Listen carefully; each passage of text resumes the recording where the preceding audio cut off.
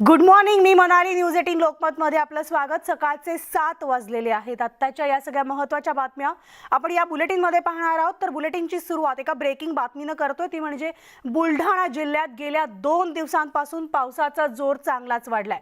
तर देऊळगाव राजा इथं ढगफुटी सदृश्य परिस्थिती निर्माण झाली आहे.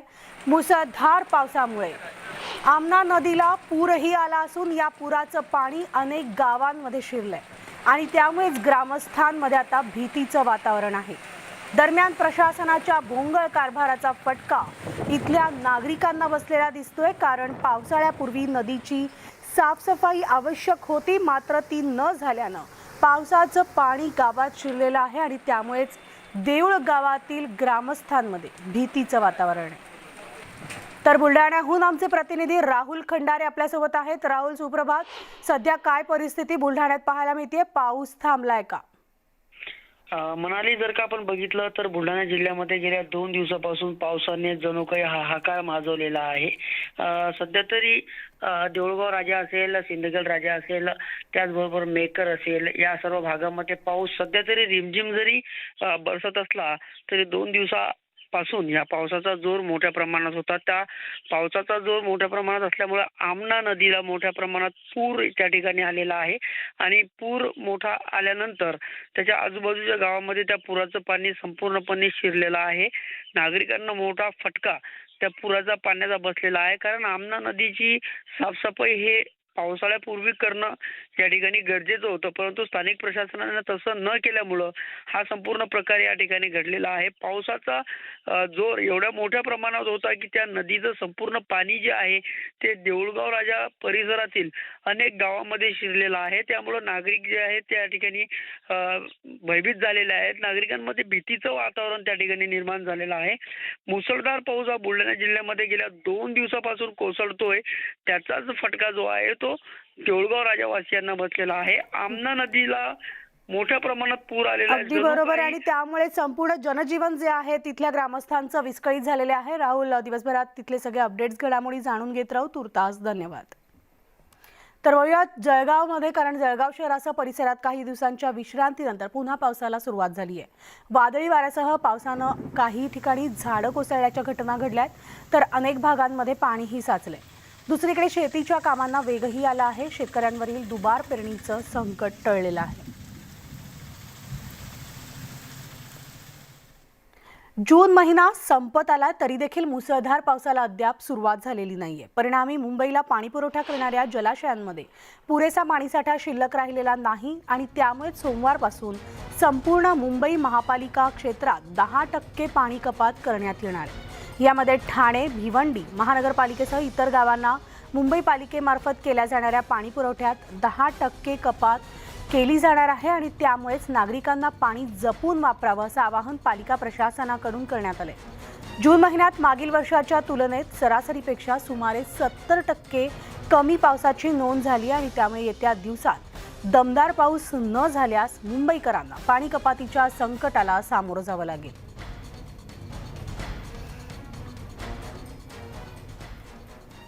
तर आता इकडे देशामध्ये आपण परिस्थिती पाहिली तर आसाममधील पूरस्थिती अजूनही जैसे थेच आहे आणि या पुराचा 45 लाखांहून अधिक नागरिकांना फटकाही बसलाय. गेल्या 24 तासात आणखी 7 जणांचा मृत्यू झालाय. तर आतापर्यंत 108 जणांचा मृत्यू झाला असून ब्रह्मपुत्रा आणि बराक नद्यांचं पाणी ओसरत असलं तरी देखील त्यांच्या उपनद्या अद्यापही तुडुंब भरून वाहत आहेत. आसाममधील 2,84,000 नागरिकांनी 759 मदत छावण्यांमध्ये आश्रय घेतला आणि पुरामुळे 173 रस्ते आणि पुलांचं नुकसान झाले. तर 1,08,69 हेक्टर क्षेत्रावरील पिकं ही पाण्याखाली गेली आहेत.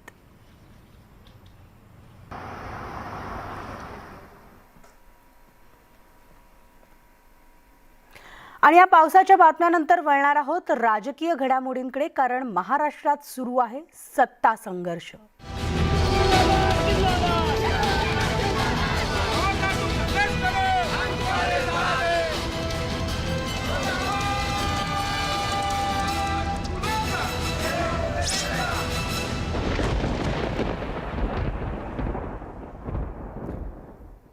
तर आता महत्त्वाची सगळ्यात मोठी बातमी ती म्हणजे शिवसेनेकडून बंडखोर आमदारांना आजपासून नोटीस पाठवली जाणार आहे. शिवसेना 16 बंडखोर आमदारांना अपात्रेबाबत नोटीस पाठवणार आहे आणि त्यानंतर बंडखोर आमदारांना 24 तासात आपली बाजू मांडावी लागणार आहे. विधानसभा उपाध्यक्ष आणि सेना नेत्यांच्या बैठकीमध्ये याबाबत चर्चा झाली असल्याची माहिती समोर येते.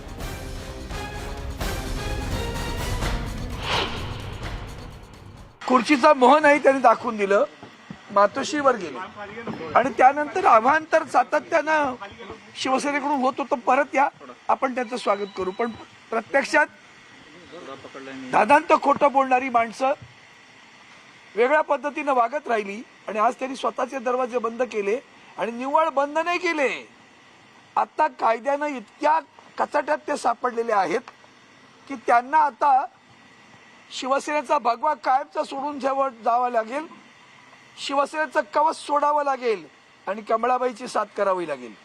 इतकी वाईट परिस्थिती त्यांच्यावर आली. कारण कायदा असं म्हणतो की 2/3 जेव्हा सदस्य जातात तेव्हा त्या 2/3 गट नाही होणार, त्यांना विलिनीकरणच करावं लागेल. तर सत्ता संघर्षाच्या पार्श्वभूमीवर राजकीय घडामोडींना वेग आलेला असताना शिवसेनेच्या वतीनं राष्ट्रीय कार्यकारिणीची बैठकीचं आयोजन करण्यात आलं. शिवसेना भवनात आज दुपारी ही बैठक पार पडणार आहे. या बैठकीला शिवसेनेचे सगळे नेते, उपनेते, संपर्क प्रमुख, खासदार, आमदार उपस्थित राहणार असल्याची माहिती मिळते. तर या बैठकीमध्ये बंडखोर आमदारांबाबत मोठा निर्णय होण्याची शक्यता आहे आणि बंडखोर आमदारांविरोधात कारवाई तसंच सध्या निर्माण झालेल्या राजकीय पेचाबाबत कायदेशीर लढाई इत्यादी मुद्द्यांवर राष्ट्रीय कार्यकारिणीच्या बैठकीमध्ये मंथन होण्याची शक्यता वर्तवली जाते आणि त्यामुळेच एकंदरीत पाहता बंडखोरांच्या हाती सहजपणे सत्ता न देण्याच्या मानसिकतेत शिवसेना आहे आणि या विरोधात संघर्ष करण्याची पूर्ण तयारी शिवसेनेकडून केली जाते.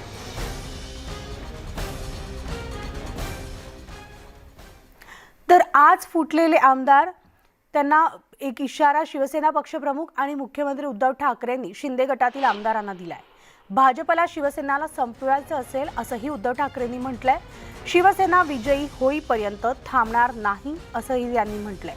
शिवसेनेला विजयी झाल्याशिवाय थांबता येणार नाही असा निर्धारही त्यांनी व्यक्त केलाय. उद्धव ठाकरेंनी नगरसेवकांशी संवाद साधला त्यावेळेस ते बोलत होते. तुम्ही वर्षा सोडलात, असं करून कसं चालेल, खचून जाऊन कसं चालेल. अरे म्हटलं म्हणजे काय, मी मातोश्रीत आलोय. वर्षा सोडला म्हणजे मी मोह सोडलाय, जिद्द नाही सोडलेली. मी मोह सोडलेला आहे आणि तो मोह पुन्हा माझा शिवसैनिक, आता त्या बंगल्यात जाईल तो माझा शिवसैनिक जाईल म्हणून मी तो मोह सोडून आलेलो आहे. मी जिद्द सोडलेली आहे, जिद्द सोडणारा नाही. तुमच्यापैकी कोणाला बरेच जणांना आता फोन येत आहेत, काही जणांना प्रेमाचे येत आहेत, काही जणांना धमक्यांचे येत आहेत. आला नाहीस तर बघ तुला असं करतो, काय करतोस, किती दिवस राहशील. दिवसभर खाली मी त्या दिवशीच बोललो होतो की शेराला सव्वाशेर भेटतोच, तो भेटतोच. त्याची नांदी ही कदाचित असेल, त्याचीच ही नांदी असेल की शेराला सव्वाशेर भेटण्याची वेळ आता जवळ येत चाललेली असेल आणि त्याच्यासाठी काय सांगावं की आई जगदंबेनी ही जबाबदारी आपल्यावर टाकली असेल की ही याला तोडीस तोड फक्त शिवसेनाच होऊ शकते, पण शिवसैनिकाला डिवचल्याशिवाय शिवसैनिक पेटून उठत नाही आणि तो पेटून उठत नाही तोपर्यंत तो यश त्याला मिळत नाही. शिवसेना तलवार म्हटलं तर मेहनत घातली का ती गंजते, मेहनत काढली का ती तळपते. म्हणून मला वाटतं तळपण्यासाठी ही स्थिती ही निर्माण केली गेलेली आहे की काय हेच मला तर वाटते. तर मी तळपणाऱ्या शिवसेनेशी बोलतो आहे, सगळ्या माझ्या शिवसैनिकांशी बोलतो आहे. हा जो काही डाव आहे हा शिवसेना संपवण्याचा आहे. बरं, ह्याच्यामध्ये भाजपच्या एक लक्षात येत नाहीये की शिवसेना प्रमुखांनी जे आवाहन केलं होतं ते हिंदू मतांमध्ये विभागणी नको म्हणून तीच मतं फोडण्याचं पाप तुम्ही करता आहात.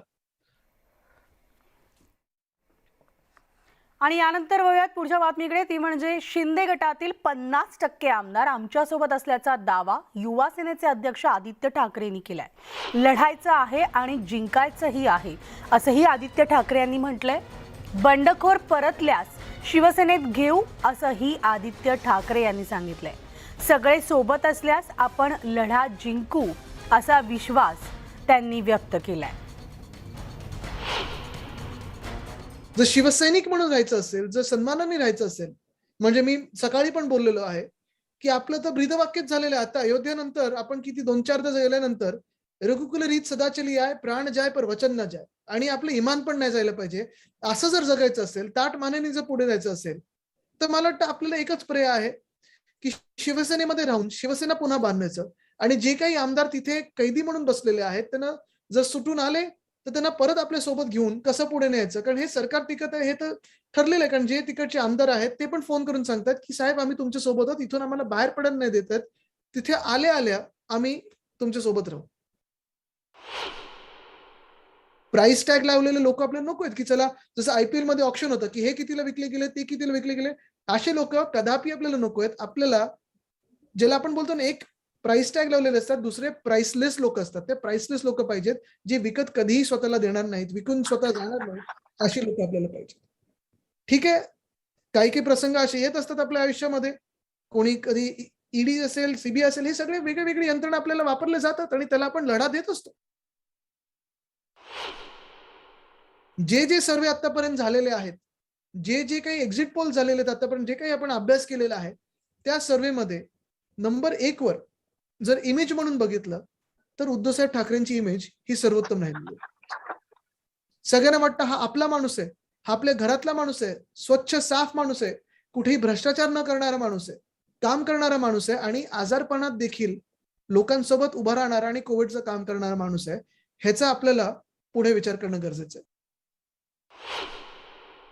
आता जरा बघितलं आपण, मला वाईट ह्याच गोष्टीचं वाटतं, ठीक आहे लोकांना बंड करण्याचं, दुसऱ्या पक्षात जाण्याची मुभा आहे, पण त्यांनी कुठच्या वेळेचा फायदा उचलला तर जेव्हा मुख्यमंत्री महोदयांची सर्जरी झालेली आणि जेव्हा ते बाहेर पडू शकत नव्हते, तेव्हा त्यांनी त्या वेळेचा गैरफायदा उचलून जी काही पावलं स्वतःसाठी उचलायची आहेत, दुसऱ्यांसाठी नाही स्वतःसाठी उचलायची आहेत, ती उचलली. असतील आता गेले किती असतील, थांबले किती असतील, हे शिवसेना पक्षप्रमुखांनी सांगितले, कोणालाही आम्ही थांबवणार नाही, ज्यांना जायचं त्यांनी जा, कारण मनाने तिथे आणि शरीराने इथे असे लोक नको आहेत आपल्याला. तर महाराष्ट्रातला सत्ता संघर्ष कधी संपणार असा प्रश्न सर्वसामान्यांना पडलाय. सध्याच्या घडामोडी पाहता हा संघर्ष आणखी काही दिवस चालण्याची शक्यता आहे. उद्धव ठाकरेंनी घेतलेली भूमिका पाहता सत्तांतरासाठी मोठा काळ लागणार आहे.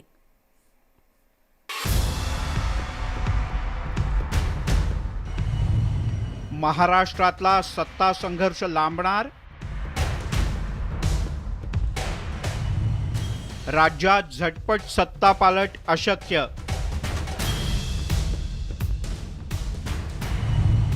सत्ता पालटासाठी लागणार आणखीन काही दिवस.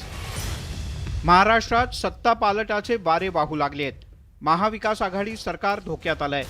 एकाच आठवड्यात सत्ता पालट होईल असा अंदाज आधी करण्यात आला होता, पण सध्याची स्थिती पाहता राज्यात तातडीनं नवं सरकार येण्याची शक्यता अजिबात दिसत नाही.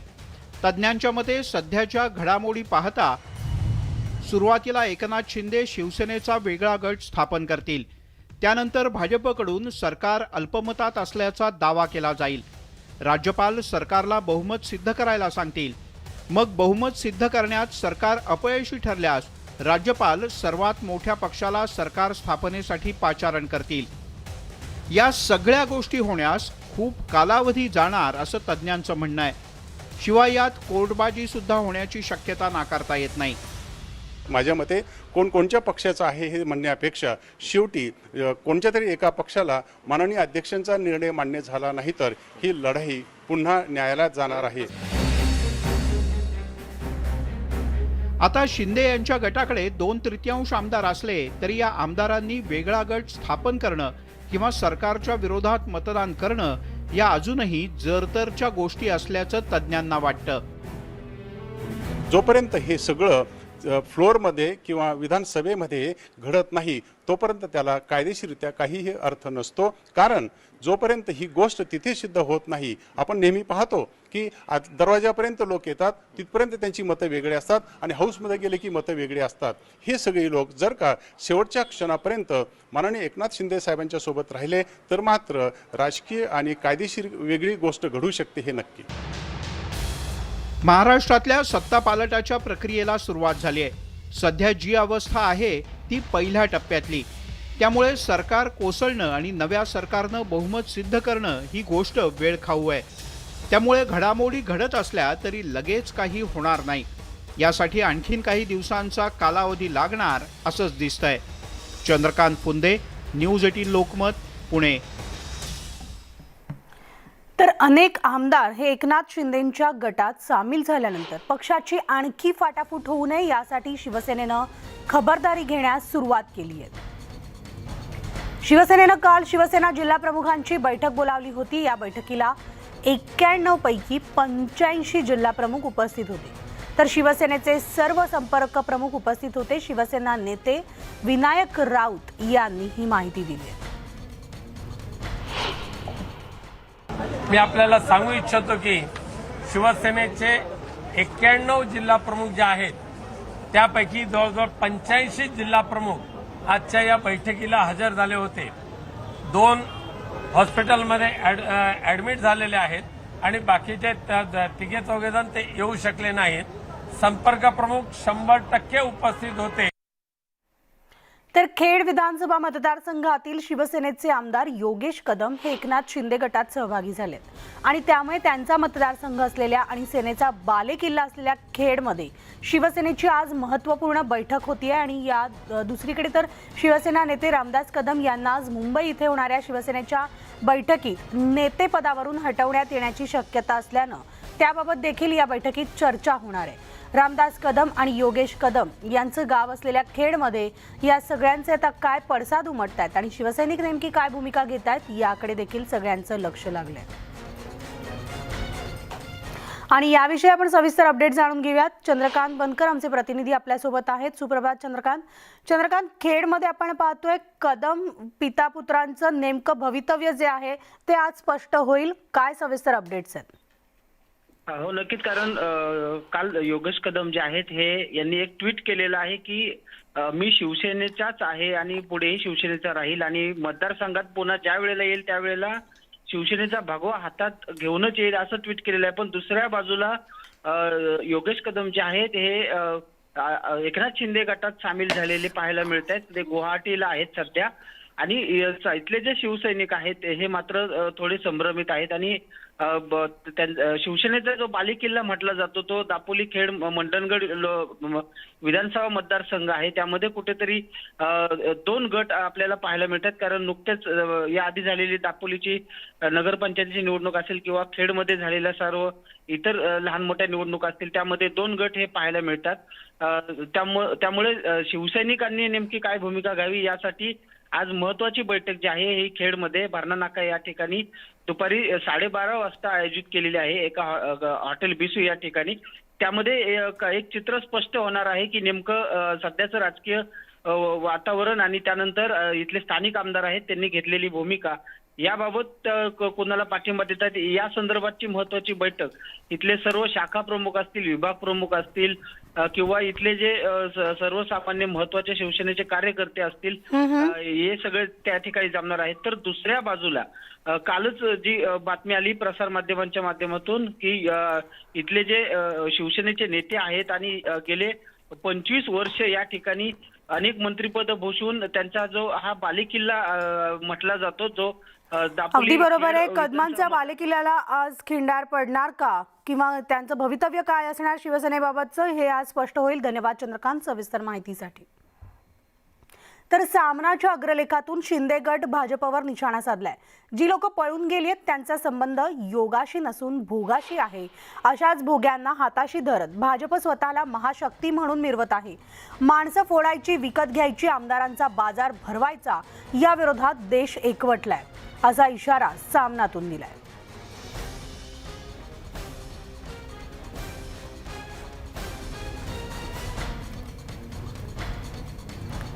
तर नेमकं सामनामध्ये काय म्हटलंय आपण ग्राफिक्सच्या माध्यमातून पाहणार आहोत. गुवाहाटीच्या ध्यान शिबिरात जी लोक पळवून मारून बसवली आहेत त्यांचा संबंध योगाशी नसून भोगाशी आहे. अशाच भोग्यांना हाताशी धरत भाजप स्वतःला महाशक्ती म्हणून मिरवते. महाशक्तीच्या सहकार्यानं गुवाहाटीमधील बाबा योगराज हे ठाकरे सरकार घालविण्यासाठी ध्यान साधना करीत आहेत.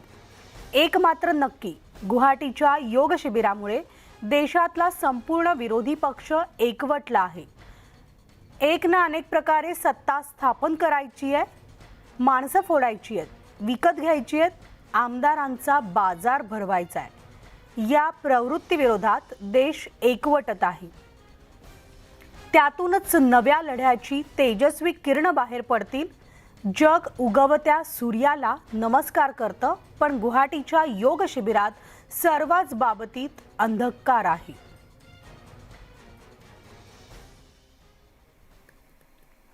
तर भाजपच्या कोर कमिटीची आज मुंबईमध्ये महत्त्वाची बैठक पार पडते. शिवसेनेत झालेल्या बंडाळीनंतर भाजप कोर कमिटीची पहिल्यांदाच बैठक होतीये. या बैठकीत भाजप संघटनात्मक स्थितीचा आढावा घेणार असल्याची माहिती आज सकाळी 11 वाजता ही बैठक आयोजित करण्यात आली आहे. या बैठकीला मुंबई भाजप अध्यक्ष मंगल प्रभात लोढा, आशिष शेलार, अतुल भातखळकर, अमित साटम यांच्यासह प्रमुख नेत्यांची उपस्थिती असणार आहे. शिवसेनेमध्ये राजकीय भूकंपानंतर आता भाजपमध्ये हालचालींना वेग आलाय. शिंदे गट शिवसेनेतून बाहेर पडल्यास राज्यात पर्यायी सरकार स्थापनेची तयारी भाजपनं केली आहे. राज्यातील भाजप नेत्यांनी केंद्रीय नेतृत्वाशी या राजकीय घडामोडींवर चर्चा केल्याची माहिती सूत्रांनी दिली आहे. भाजपला शिंदे गटाकडून योग्य प्रस्तावाची प्रतीक्षा आहे.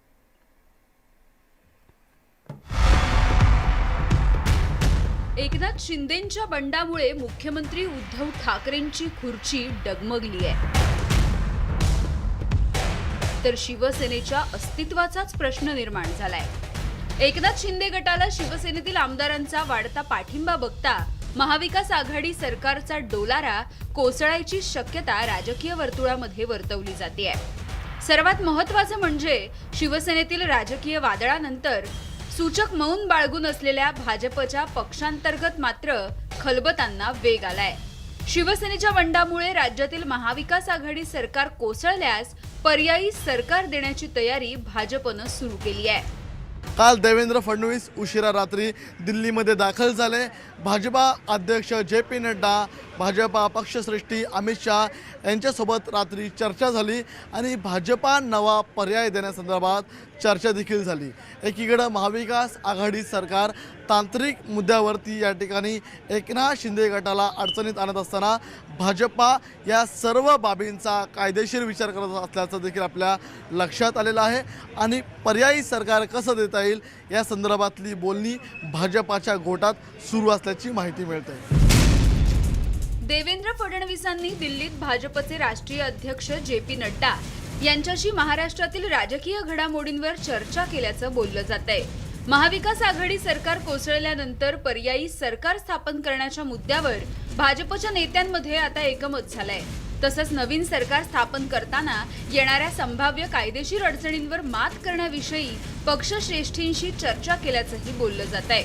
आता भाजपला शिंदे गटाकडून प्रस्तावाची प्रतीक्षा आहे. प्रस्ताव आला तर महाराष्ट्र स्वीकारणार आहे का भाजप? कधीपर्यंत येईल तो प्रस्ताव तुम्ही स्वीकारणार आहात? स्वीकारत असताना कोणकोणत्या अटी आणि मुद्दे असतील? प्रस्तावच आला नाही. आम्ही 13 जणांपासून चर्चाच केली नाही, तर मी यावर काय म्हणणार? प्रस्ताव येऊ देत, आम्ही बसतो, मग मी तुम्हाला पहिला. शिवसेनेतील बंडानंतर भाजपनं वेट अँड वॉचची भूमिका घेतली असली तरी आता पर्यायी सरकार स्थापनेसाठी पक्ष पातळीवरच्या हालचालींना मात्र चांगलाच वेग आलाय. त्यामुळे आगामी काळात राज्यातील राजकारणात वेगवान घडामोडी होण्याची शक्यता नाकारता येत नाही. Bureau report, news 18 Lokmat. तर या सगळ्या राजकीय घडामोडी आपण पाहतोय सध्या राज्यात सुरू आहे. सत्ता संघर्षाचा भूकंप राज्यात घडतोय. सत्ता संघर्ष केव्हा संपणार याकडे संपूर्ण राज्याचं लक्ष लागलेलं आहे. आणि यानंतर बुलेटिनमध्ये आता वेळ झाली आज इथेच थांबण्याची. ताज्या बातम्यांसाठी तुम्ही पाहत राहा न्यूज 18 लोकमत.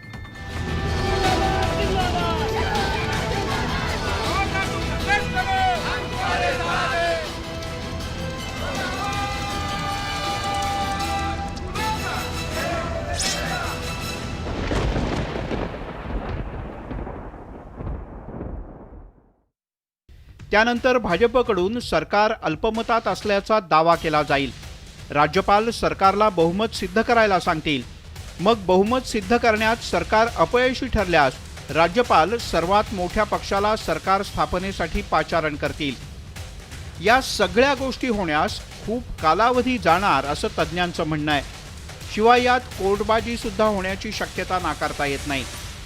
माझ्या मते कोणत्या पक्षाचं आहे हे म्हणण्यापेक्षा शेवटी कोणत्या तरी एका पक्षाला माननीय अध्यक्षांचा निर्णय मान्य झाला नाही तर ही लढाई पुन्हा न्यायालयात जाणार आहे.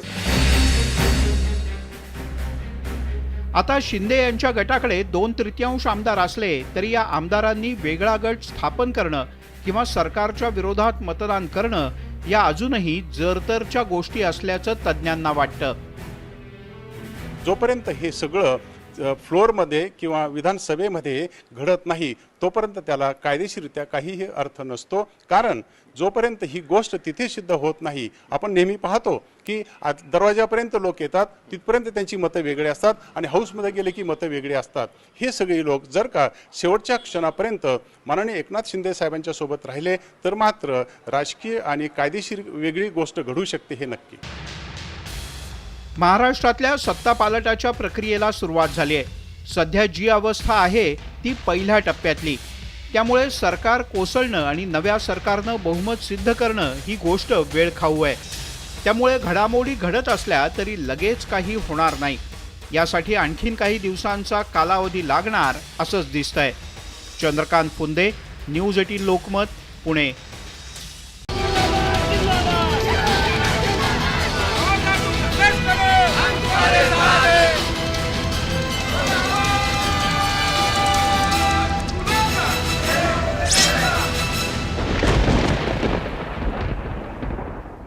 विधानसभेचे सभासद महाराष्ट्राच्या बाहेर गेले ते इथं आल्याच्या नंतर माझी खात्री आहे शिवसेनेच्या बरोबरच हे स्पष्ट करतील आणि बहुमत कोणाचं आहे हे सिद्ध होईल. शरद पवार यांच्या या विधानावरून सध्या आरोप प्रत्यारोपांचं सत्र सुरू झालेलं आहे. एकनाथ शिंदेंसह शिवसेनेच्या बहुतांश आमदारांच्या बंडखोरीमुळे महाविकास आघाडी सरकार कोसळण्याची शक्यता वर्तवली जात आहे. पण शरद पवारांनी मात्र हे सरकार बहुमत सिद्ध करेल असा विश्वास व्यक्त करत आमदार मुंबईत परतून महाविकास आघाडीला पाठिंबा देतील असा दावा केलाय. ज्या वेळेला हे विधानसभेचे सभासद महाराष्ट्राच्या बाहेर गेले ते इथं आल्याच्या नंतर माझी खात्री आहे की ते ज्या पद्धतीनं त्याला नेलं गेलं त्याची वस्तुस्थिती ही लोकांना सांगतील आणि इथं आल्याच्या नंतर आपण अजूनही शिवसेनेच्या बरोबरच हे स्पष्ट करतील आणि बहुमत कोणाचं आहे हे सिद्ध होईल. पण शरद पवारांचं हे विधान म्हणजे धमकी असल्याचं सांगत भाजप नेत्यांनी शरद पवार यांना प्रत्युत्तरादाखल आव्हान द्यायला सुरुवात केली आहे. केंद्रीय मंत्री नारायण राणेंनी तर पवार यांना थेट आव्हान दिलंय. माननीय शरद पवार साहेब या सर्वांना धमक्या देत आहेत. सभागृहात येऊन दाखवा, ते येणारच आहेत. ते येणार आणि त्यांच्या मनाप्रमाणे मतदान करणार. त्यांच्या केसालाही धक्का लावल्यास घर गाठणे कठीण होईल. राणेंच्या या थेट धमकीवजा इशाऱ्यानंतर शुक्रवारी संजय राऊत यांनी राणेंच्या आडून भाजपला कोंडीत पकडण्याचा प्रयत्न केला.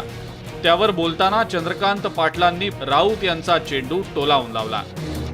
आता लोक धमक्या देतात, ते सुद्धा माननीय शरद पवार साहेबांना धमकी देण्यापर्यंत काही लोकांचा माज वाढलेला आहे. या लोकांनी पूर्वी बाळासाहेब ठाकरे, उद्धव ठाकरे आम्हाला सगळ्यांना धमक्या दिल्या.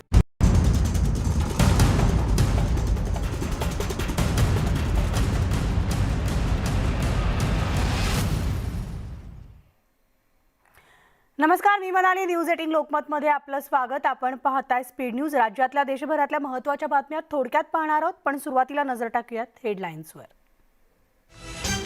महत्त्वाच्या बातम्या प्रायोजक संदीप युनिव्हर्सिटी.